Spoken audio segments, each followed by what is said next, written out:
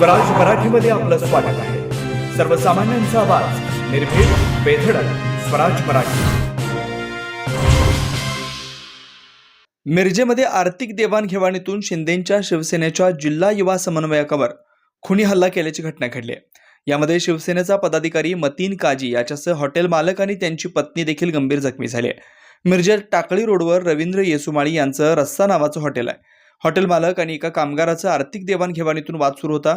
या वादातून अमन गोदड राहणार गोदडमळा टाकळी रोड मिरज, सोहेल नदाब राहणार कृष्णाघाट मिरज, शिव अथनीकर राहणार मिरज आणि अनोळखी एक जण यांनी हॉटेलवर येत जोरदार राडा घातला। यावेळी हॉटेल मालक रवींद्र येसुमाळी आणि त्यांची पत्नी वैशाली येसुमाळी यांच्यावर कोयत्याने हल्ला केला। यावेळी मतीन काजी यांनी मध्यस्थी करण्याचा प्रयत्न केला, त्यामुळे हल्लेखोरांनी मतीन काजी याच्यावर देखील कोयत्याने हल्ला केला। तर या हल्ल्याची घटना सीसीटीव्ही कॅमेऱ्यात कैद झाली आहे। यामध्ये मतीन काजीसह तिघेजण गंभीर जखमी झालेत।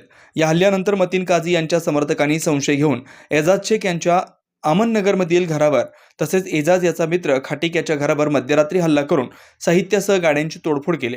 दरम्यान 2 गटात झालेल्या या हल्ल्यामुळे मिरजेतील सिव्हिल हॉस्पिटलमध्ये मध्यरात्री मोठ्या प्रमाणात जमाव देखील जमला होता।